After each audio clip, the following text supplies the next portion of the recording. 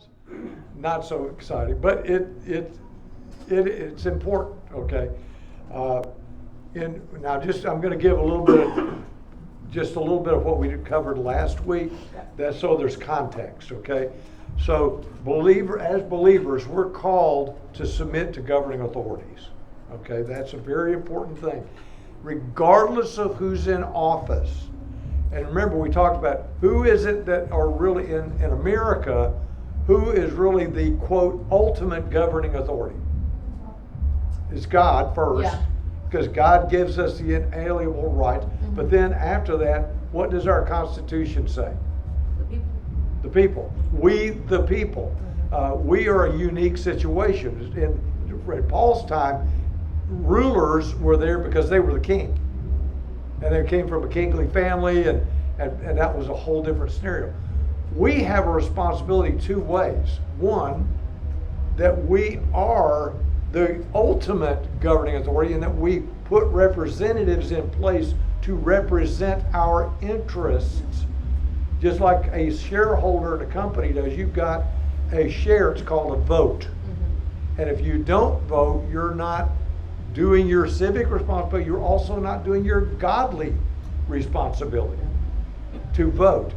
And so you say, wait a minute, I've got two people, and neither one of them are Jesus. Yeah. Neither one of them are Jesus. Neither one of them are fully righteous. So which one do I vote for? Well, you vote for the one that the policies are more aligned with biblical truth. Even regardless of the personality of the person, or regardless of the party affiliation, or regardless of any of that, it's what do they stand for, and if they're more biblically aligned, it makes sense then that you put your vote there. Does that make sense? Yeah. Okay, so we have an obligation to put representatives in place who will represent godly positions in our government. Then we have a responsibility to submit ourselves to the authority of that government as individuals. Yep. Okay, so that's kind of where we're. Love, and then the chapter goes on to talk about love, and you'll understand why that's the case. Is the fulfillment of the law. That's the Mosaic law, but it's also law in general. But when we love, we naturally fulfills God's commandments. And that was, you remember when they asked Jesus, what's the greatest law? One of the Pharisees asked that question. Or was it Sadducee? Greatest commandments. Greatest commandments. And he said what? What did he say the greatest commandment was? Love your neighbor as yourself. Love the Lord your God with all your heart. Mind and soul. With all your soul, and with all your might. And love your neighbor what? As yourself. As yourself. You can't love somebody more than, you got to love yourself first. But you got to love your neighbor as yourself. And you take that into consideration, everything else flows from that. Yeah. And we'll see that. Paul encourages Christians to live with an urgency and an anticipation of Jesus returning. Folks, he's coming back. Mm-hmm.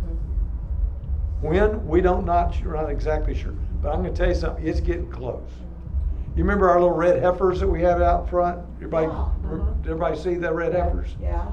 How long ago was that? A couple years.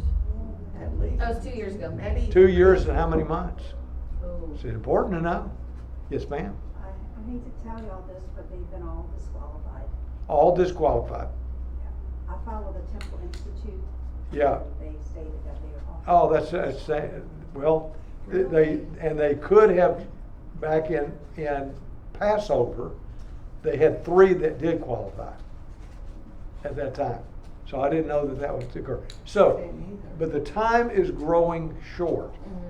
There were 21 why that's important is because the temple reconstruction is just one of the many signs of his second coming. Mm-hmm. That is coming close. One of those signs is Israel becoming a nation again. Mm-hmm. Huge prophetic fulfillment. Mm-hmm. And people just go right over the top of their heads. Yep.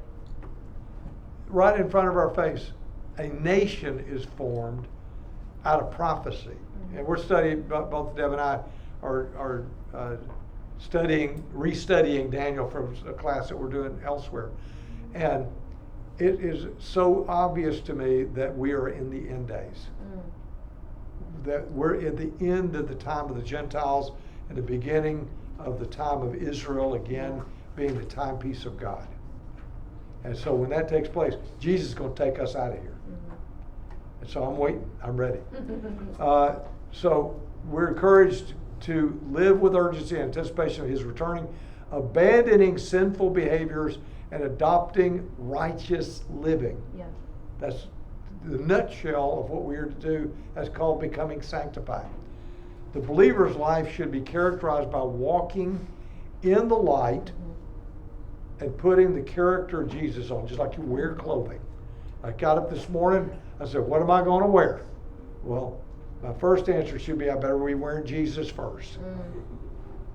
If I can put Christ on as a garment, that means that I am appearing or walking, living my life in accordance with his principles. So that's the summary. So from Romans chapter 13, verse 1 through 2, it's submission to authorities. The role of government is 3 through 5. Paying taxes, that's what we hit, and showing honor, where honor is due. Love fulfills the law. That's what we talked about a moment ago. Living in the light of Christ's return. Live like Jesus coming back today. Avoiding sinful behaviors and putting on Christ as clothing. So with that, we're starting in verse 6 of chapter 13. For because of this you also pay taxes, for rulers are servants of God, devoting themselves to this very thing. Render to all what is due them, tax to whom tax is due, custom to whom custom, fear to whom fear, honor to whom honor. Owe nothing to anyone except to love one another, for he who loves his neighbor has fulfilled the law. For this you shall not commit adultery, you shall not murder, you shall not steal, you shall not covet. And if there is any other commandment, it is summed up in this, saying, you shall love your neighbor as yourself. Love does no wrong to a neighbor, therefore love is the fulfillment of the law. Now what's really... That one more, isn't it? No, sorry. no. So what's really interesting here is he digresses into that same situation where Jesus was asked, what's the greatest commandment? And what he's doing is expanding that. Yeah. He's literally teaching Jesus. Well, Jesus taught the Old Testament because that's what the Old Testament says as well. We'll see that in a moment.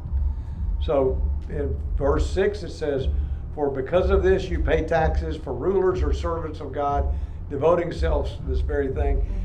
They also consume a lot more. That's another thing that when Jesus, or when the people of Israel said, give us a king, you remember that list of things?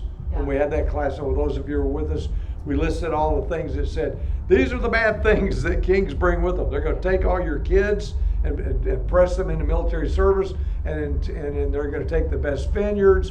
They're going to tax you. They're going to be subservient to the king as opposed to subservient to God.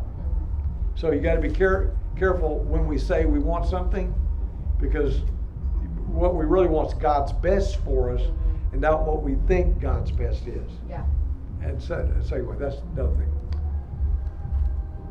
So how does paying taxes reflect submission to God's ordained authority? And this is hard for me, guys. I'm telling you right now, me paying taxes is like oil and water. We're at a place now, we don't work for anybody. And so we're living off of our investments. So all that's interest. Okay, so as interest flows in, that's taxable, folks. Well, guess what? There's no one to take that tax money out of your paycheck. So every quarter we have to physically take a checkbook and write out how much we owe the government. And then rip that check off. Physically put it in an envelope, address it to these people, and know that it's going to go to some stupid thing that is not really supporting our government. You know, when you go $37 trillion in debt because we gave money away, so we're going into debt so we can give money away. So, but we're taking our check and we're putting it in there, put the stamp on it, and with acid in my stomach, I put that in the mailbox. Why? Because God says, render to Caesar the things for Caesar, and to God what? The things for God. That's what Matthew said. I had a question. Mhm. But what the taxes do? What? What the taxes do? What What- do the taxes do? What do the taxes do? Our taxes. Yeah, well, there's the good side of what our taxes do, and there is a good side. It supports the government that we have, which is one of the best governance in the world, even though as corrupt as it is and wasteful as it is. It's still one of the best in the world. The good thing is that there are things that we do that are good. First of all, we do protect our borders. We do have a strong military. We do protect other nations. And right now, we're trying to usher in peace for other nations. So our tax dollars go for some good things, don't get me wrong. But even for the city, right? Yeah, well, They right, and I was talking about federal more taxes. cleaner cities. It's more, they do a lot of more things. Let me tell you something. I went to Mexico that way. So I went, they take us from there, all the city. I know the city already had, for too many years ago, I don't went until now. And believe me, it made me so sad. Why? Because our city, this city, is a really pretty good city. Oh yeah, it's a great city. But Mexico, what did they take taxes? What did they do with that? They don't fix the road. They don't fix right now because in Guadalajara they're gonna have the champion football game and they trying to fix some roads. But what happened that all the walls, they writing the walls. It's a lot of homeless there. A lot of homeless.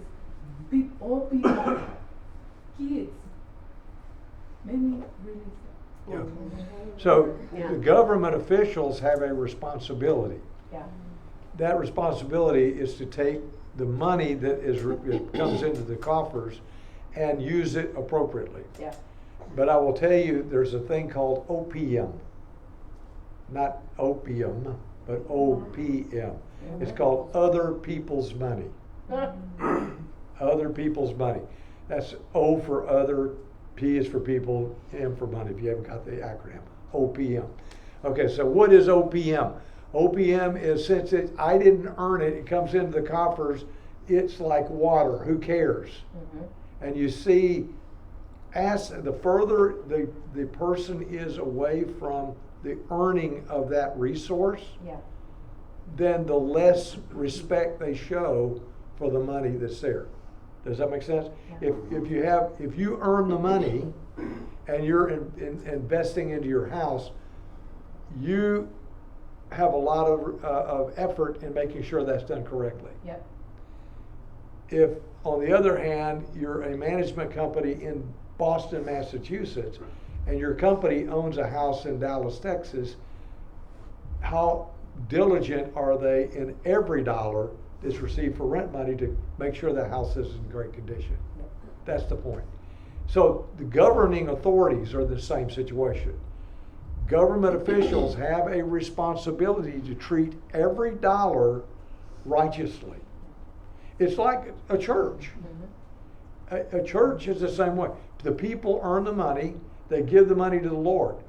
The pastors of the church and the administrators of the church have to do everything they can to make sure every dollar is used righteously and effectively. Now, I can tell you, this church does that. But again, governing authorities. Does that make sense? At the end of the day, though, whether they do that or don't do that, whether they make the roads or don't make the roads, we have an obligation as Christians to pay what is due to Caesar, to pay what is due to God. Does that make sense?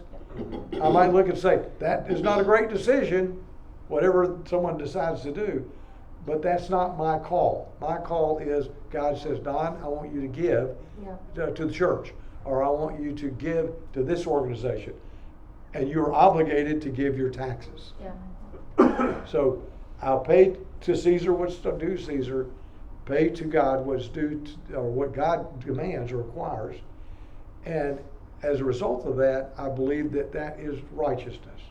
Does that make sense? And Eloisa, thinking about the government officials who are corrupt, who do not use the tax money in an appropriate way, who are they responsible to? People. They're responsible to the people, but they're also responsible to God. Yep. And at some point, God will judge those unrighteous rulers. You look at all through the Old Testament, it talks about unrighteous rulers. And, King David was one who would say, God judge those people. Yep. And he will.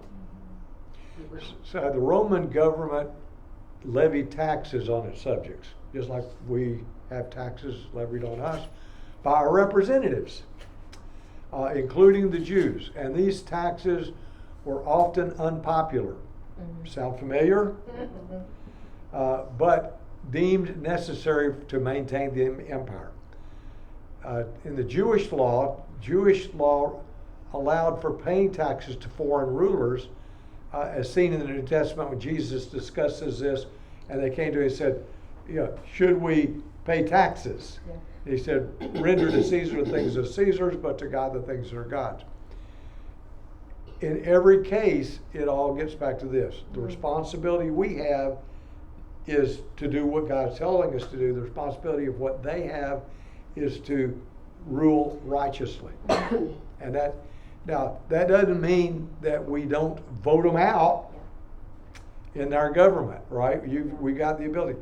You've got to say. If you're not voting, in my opinion, you don't even have a right to complain about the taxes. And I've had people say, I'm a Christian, I didn't vote for that person because they're not Jesus. Now, they didn't say it that way. But then when you peel the onion back, they say, well, that person had 2 marriages, 3 marriages. And so I'm not going to vote for that person because he talks bad about people. I'm not going to vote for that person. I said, what are the policies? Well, I don't know. I don't care. So help me with your equation here. So the point is, we have an obligation 2 ways. One, to vote in godly people, or people as focused into godly principles as you can. Yeah. And number 2, obey the law and pay the taxes that are due. Now, where I put a stop to that would be if someone required me personally as a taxpayer to take a portion of my money and pay it for an abortion. Yep. In other words, physically. Now, we don't do that. Yeah.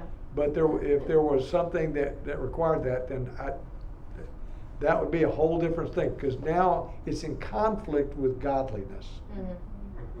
So if the government is in conflict with what God has commanded, life versus death, innocent life versus, you see what I'm saying? Then I believe we have a different obligation. So, render to all what is due them, tax to whom tax is due, custom to whom custom is due, that's at the local level, or sales tax to whom sales tax is due, and honor to whom honor is due. Now this is another one I got to confess to. This is hard for me. Yeah. Because when we vote in as a people who I believe are detrimental to the faith, they have that they are anyway, they have policies that are harming innocent lives, or do whatever. Having to place honor for that person is hard. Yep. A president is due honor because of the office and not the individual. Yeah. Does that make sense? So if in my case, my cross to bear was Obama, and then later on it was Biden. It was just me personally. Okay, I'm just telling you. If they were to walk in here, I would still give them honor. Why would I honor them? Because of the office that they hold. Not everything each of those two people did was horrible, but they were placed there because God allowed it. God even directed it. Yeah. Did you know that God puts people in authority? Yeah. We vote on it, but the Lord, I think, moves in the heart of the people to vote in someone. So when the person whom I didn't want in gets in, I still pray for them. That's giving honor to whom honor is due. Did you know that's the greatest honor you can do for someone is to pray for them? And it's the hardest thing to do to pray for your enemy or pray for somebody who have a different political view. Does that make sense? Yeah. Well, we get the example with David, right? They're gonna kill, I don't remember the name, what is the king before, King Saul. and they had to kill him, but he don't kill him. In fact, he honored him. Yeah, he ordered, and he said no, because God put him in, and this is why. Exactly Yeah, right. and there was a case, Eloise, that David was hiding in a cave Yeah, in fear That's what she's of talking being about. killed. yeah. And so King Saul came into the cave for a personal reason, and it was a personal reason, and it was in the dark area, and so King David did what, or David, he wasn't king at the time. What did he do? He He- talked his men down. He cut the Hem of little his piece garment. off of his garment, Mm-hmm. and then he came out and showed the king, I could have killed you, Mm-hmm. but I'm giving you honor. I did not want to do that. I honor you as king. And the king repented. Yeah. So, honor to honor where honor is due. Yep. Any other? Speaking of honor, honor your father and your mother that your days may be prolonged. Now, this is something good for anybody who's like a son or a daughter in here. Anybody here that's a son or a daughter? Okay. Honor your father and your mother. Yeah. You may not agree with them, and more often, the younger you are, the less you agree.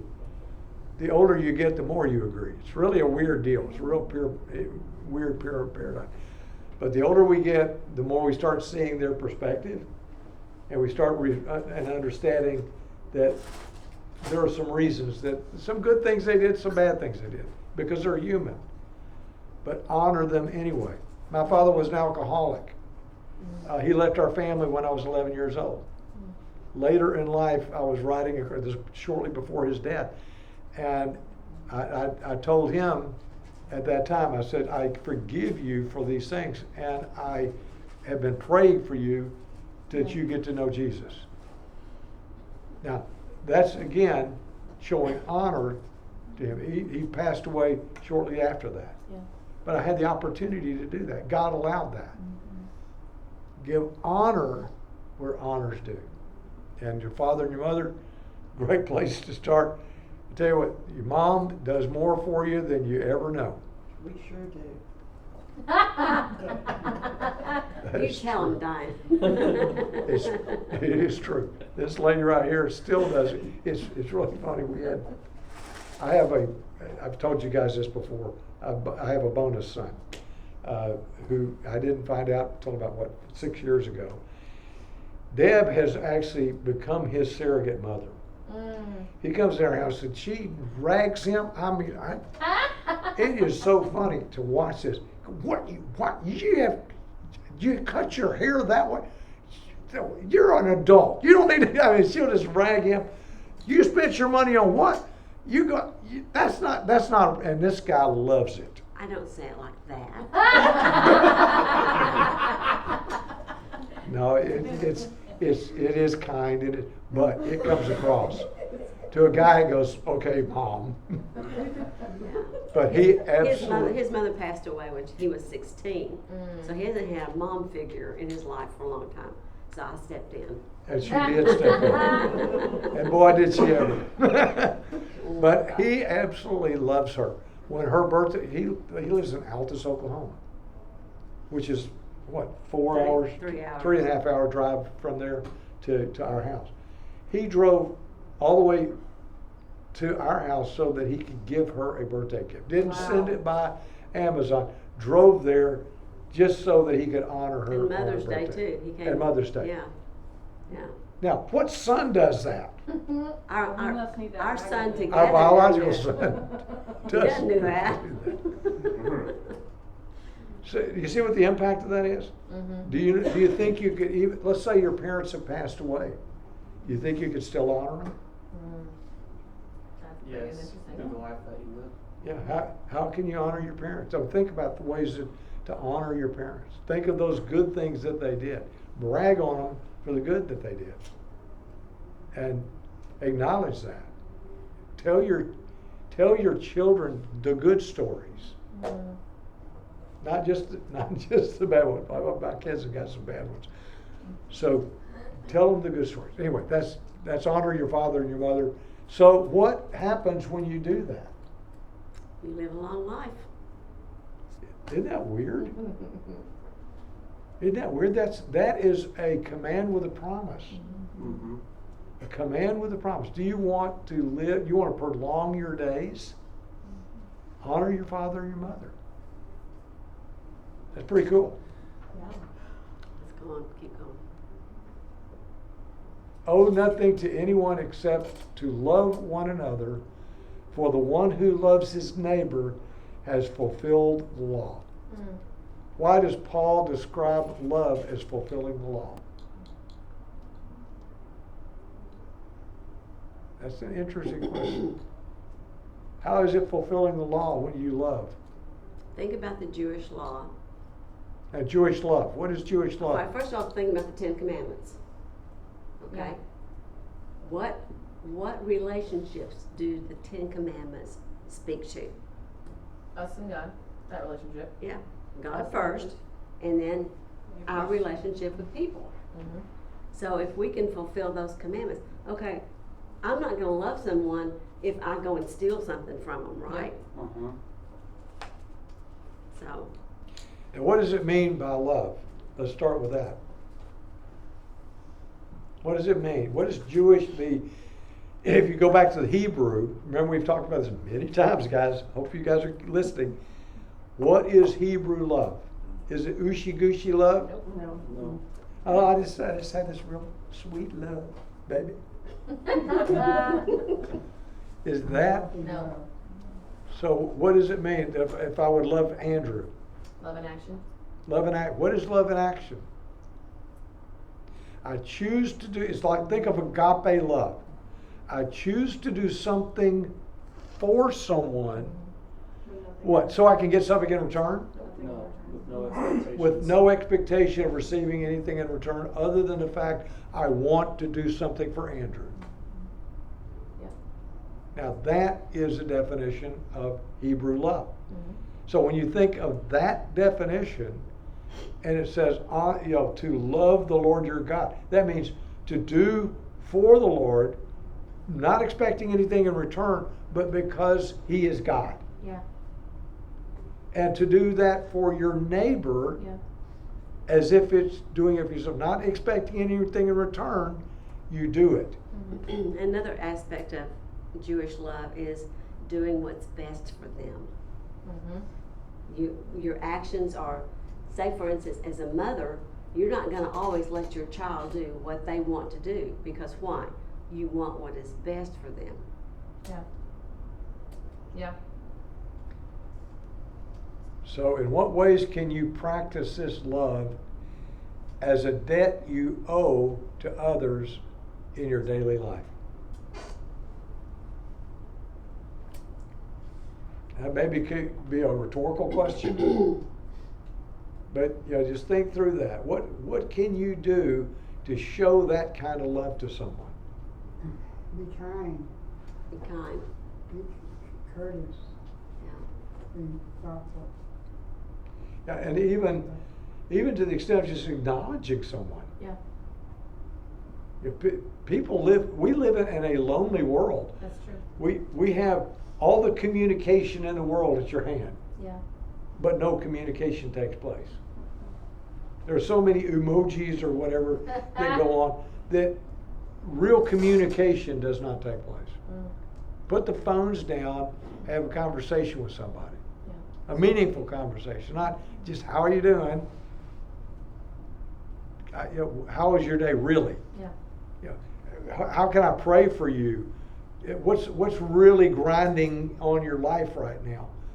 And understand that, and then pray for that person. And make certain that you are doing that, not expecting anything in return. Yeah. You're doing that because that's what the Lord would have you do for that person. Yeah. So, Some comments that from a couple of teachers now that the phones are not allowed in school, that the students are actually having conversations with each other. That's How it's awesome. just really changed. It's a real good benefit. Good. And it's only been a week, so. So this is Yeah, it didn't make sense either. brand new, huh? Is Mhm. that true in your school? Mhm. Good. that, you know what that's called? That's a mouth app.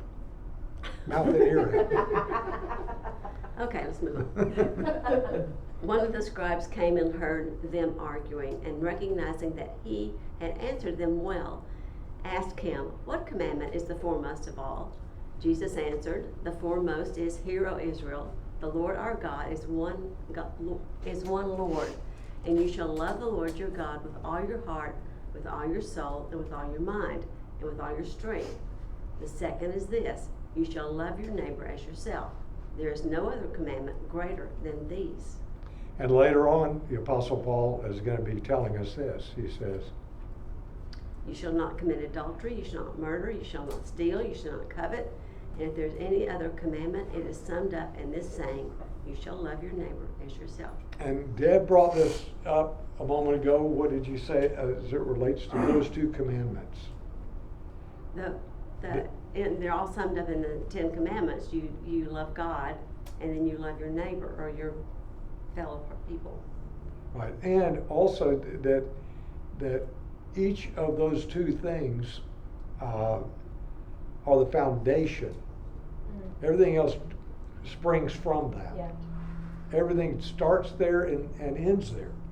Because as Deb said earlier, if you genuinely agape love someone, a genuinely Hebrew love someone, wanting what is best for them, and not wanting to do something for them, but not expecting anything in return other than what's good for that person, Yeah. then that is true biblical love. Mm-hmm. And out of that springs great relationships. Yeah. In Leviticus, you shall not take vengeance, nor bear any grudge against the sons of your people, but you shall love your neighbor as yourself. I am the Lord. Oh, good grief, where did Paul get that? Love does no wrong to a neighbor, therefore love is the fulfillment of the law. So no wrong to a neighbor. And Paul is saying he's going to expand on this. It's not only do I want to do the right thing, but I do no wrong. Yeah. Can I do both an agape love and do wrong? If my attitude is agape love, then I won't be doing wrong. However, it is possible I could have this desire to do something good for someone and still in some way do wrong. But now, Paul does this in his writing. He will address the subject from all kinds of points. Because what he is, he's legalistic in his mindset. So it's just like any good attorney. An attorney tries to figure out all the angles that someone could try to work it. Have you ever done a contract with an attorney? They look at it from all these various angles of, well, what if this, what if that, what if it, and that's what Paul does in his writing. He said, well, I could do the agape love, but I could also steal from him. Well, that's not really doing the same thing because you can't do both things. So he's addressing that. The stranger who resides with you shall be to you as the native among you, and you shall love him as yourself. Oh, wait a minute. So who's my neighbor? And who's the stranger? when it says a stranger in the Old Testament in Leviticus, who are they referring to? The Gentiles. Who? Non-believers? Gentiles. Gentiles. Because everybody else is family. You don't think of it that way, but in the Jewish ethnicity, it's a family. Remember how the family came about? There's 12 sons. Yep. 12 sons had people. Father Abraham had many sons. Many sons said, Father Abraham, I am one of them. And so, no, you're not. But you are by adoption. Okay, so. That was funny. So, the stranger, it says, who is your neighbor? Does that sound familiar to you in terms of one of the parables? Parable of the Good Samaritan. Samaritan. Who was the Samaritan? They were loved by the Jews, right? No. I thought they weren't loved by the Jews. Aren't they like the half-blood Jews that Yeah. decided to go with some other ethnicity and basically said, oh, you're tainted blood, you're not one of us? Yeah, there's some real history behind all that. You're exactly right, but there's the reason that they are Samaritans is because of the Assyrian. The Assyrians came into northern Israel, took northern Israel, and repopulated the area. There was some Jewish people still there, Yeah. and then they brought a bunch of Assyrians in. They intermarried. Also, before all that, the kings of the north of Israel, when it was Israel and Judah was in the south. Well, the northern kingdoms, they said, we're going to not go worship in Jerusalem. We're going to set up worship places in Dan in the north. And what was the other place? Do you remember? There's a high mountain where. Mount something. Something Zion. Something. Anyway, that second place, you can go worship there, and then they end up setting up golden calves. In those. Where did that come from? Okay, so as a result of that, the Jewish people had a real disdain for the Samaritans. And by the way, the woman at the well was a what? Samaritan. And she had an argument, said, should we worship in, the Jews say we need to worship in Jerusalem, but our leaders say you worship where? On top of the mountain. On the mountain. That's where that comes from. Yep. And so that's why there's that. But now Paul is saying, you're supposed to love, according to Leviticus, you love this person as yourself. Yeah. That flies in conflict with that, doesn't it? Yep. So man's hate versus God's love. Keep going. Okay, so we're now moving into a different section. Do this, knowing the time that it is already the hour for you to awaken from sleep. For now salvation is nearer to us than when we believed.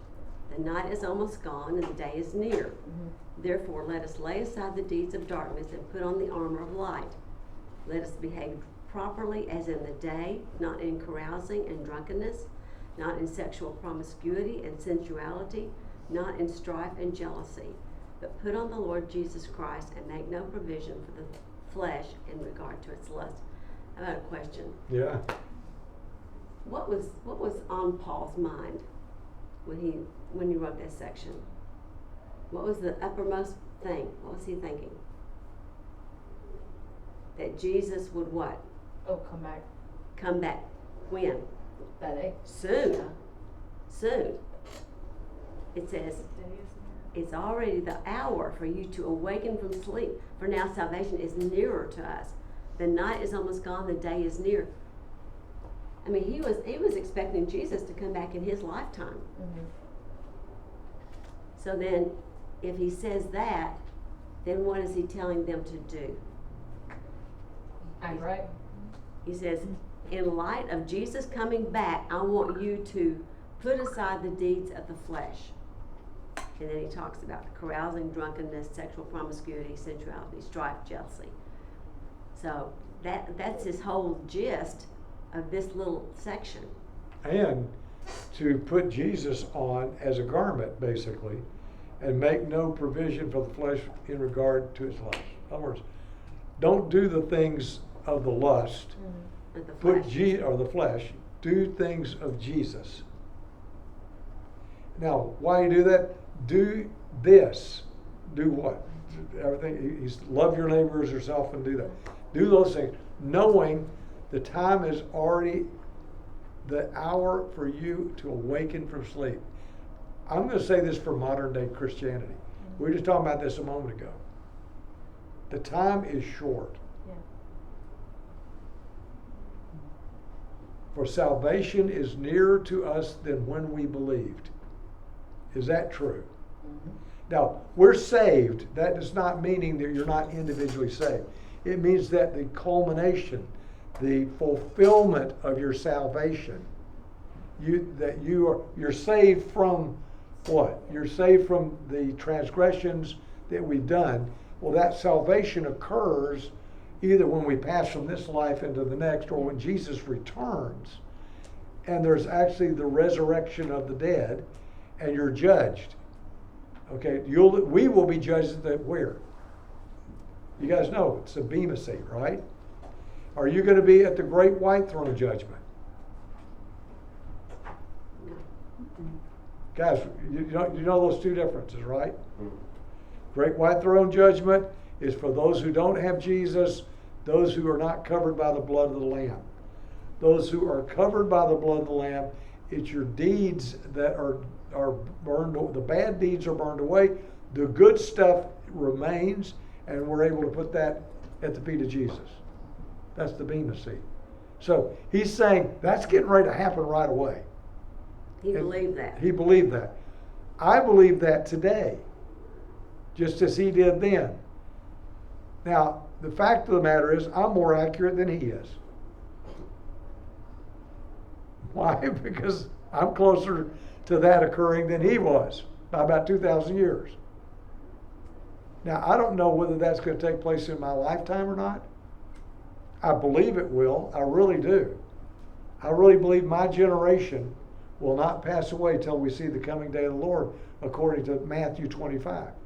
And when we saw Israel becoming a nation again, I believe that that's going to be the case. Certainly in Michael's day, right, or Elizabeth's day, or that little baby that you got. I mean, things are moving quickly, folks. And so we are to put on Jesus and make no provision for our flesh. Okay, knowing this time is right, I think we've covered that. The historic context here, night and day is symbols.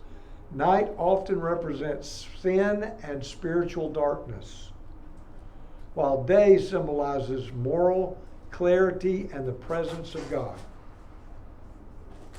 God is light. And when the light shines, what happens to darkness? It has to flee. If I go over here and flip the light switch, it immediately gets darker, right? Flip that light switch on, the darkness flees. I can do that just for a second. Well, you got the little lamps too. This is cool. Well, you got lamps. Now, watch the darkness flee. You think that's silly, but that's what happens with Jesus, man. He shows up, darkness runs like cockroaches. Hey, Good. They do. Until the light bulb goes out. Yeah, the light bulb goes out. That's a whole different story. So, what does Romans 13:13 say? Let us walk properly as in the day, not in carousing and drunkenness, not in sexual promiscuity and sensuality, not in strife and jealousy. That's supposed to be an Old I Testament. know, I got it messed up. Oh, goodness. What are we going to do with you? There's one right there.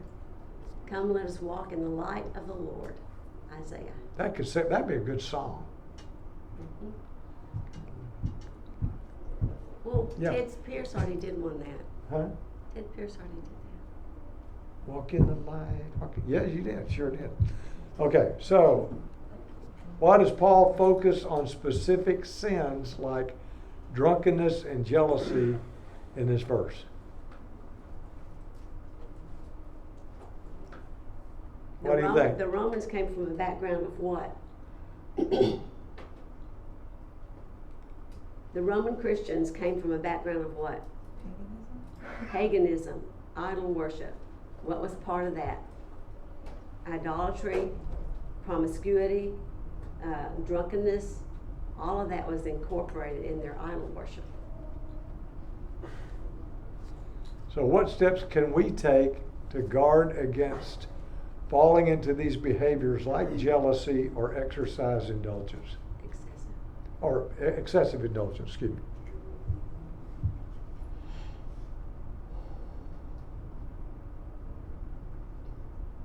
Is there anything we can do? Is there anything we do, or are we just victims of our flesh? Submit Keep our ourselves minds- to God. Submit yourself to God. Don't put yourself in those positions. Don't put yourself in those positions. Don't go to a bar and where everybody's getting Also, drunk. Fill your mind up with God's word. Fill your mind up with God's word. What else? Is there anything else we can do when we're tempted? Don't associate with their lifestyle. Okay, but what else? What can we do? Right? We can pray. When we are tempted to be in that situation, we pray. God will get us out. I do one other thing too for any of us, and that is an accountability partner.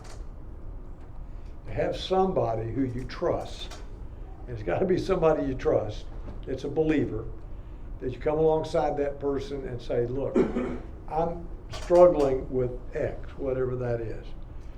The fact that you disclose that, what's in your brain, out into the open, that's just like flipping the light switch on. What I mean by that is the temptation flees. Once it's exposed, the temptation flees. And so as you have an accountability partner who you can sit down and say, I'm having thoughts about this, would you pray for me or pray with me about this? And the temptation will flee you when that takes place. And when it does rise again, you call that person up and they hold you accountable. And when they see you, they hold you accountable. Those kind of things, they use that in AA, they use that, but that's biblical. It's iron sharpens iron, thus one man's life sharpens another. We use that a lot, but what that really means is you've got to get connected with that believer. That's the iron sharpening iron. Those two things rubbing together. The friction that occurs. And that comes from confessing sin one to another. That's a principle that we as Christians have failed at in this modern day. And as a result of that, we have failures, moral failures in families, in pulpits, all kinds of things that occur in government because there's no accountability. So find that person that you can, and this is something we've talked about a lot. Find that person in your life who is a Barnabas to walk beside you, to encourage you. That's that iron sharpening iron. Find yourself a Timothy, someone who is new to the faith that you can help them grow in their faith. And then you also find yourself a Paul, someone who disciples you and who you look up to, and that person is someone who can be an advisor to you. Does that make sense? Mm-hmm. Because that is what we are called to do is when we talk about Christian fellowship, it's not just a potluck supper. It's not just getting together as a community and us having a meal. And that's great when we do that. But it's when we really do life together. It's like putting our phones down and use the mouth and ear app. So anyway, I'm preaching, so there we go. So Put on the Lord Jesus Christ and make no provision for the flesh in regard to its lust. Isaiah says, clothe yourselves with strength, O Zion. Put on your garments of splendor. One version says, put on your garments of praise. So putting on Christ is a metaphor. It's the image of putting clothing on was used in Roman and Jewish literature to it was actually in literature. So that's not a new concept. To signify adopting a new identity or state of being. So when it says put on Christ, that means adopt the way of being in Christ. We have folks that serve in various capacities. Yes, ma'am. It's also crucifying your flesh, as Jesus was crucified. When you put on Christ, you become crucified with Christ. Right. We're identifying with that action of the crucifixion. Exactly right. So that's part of the that identification with and the state of being. And by the way, in our case with the crucifixion, we're actually not only just identifying with that, it's actually a state of being, because it says, it didn't say you were crucified with Christ, does it? It says we are. As a continual process. So that the sin that we do now is on the cross of Christ. The sin I'm going to do tomorrow or the next day is on the cross of Christ. That's why it's amazing grace. It's not once and then again and then again and then again. It's all of your sin once for all has been forgiven. So put on Christ on a daily basis. We covered that. So now we're going to have to. We'll be in chapter 14. So, hope this was helpful today. Do we have any prayer requests?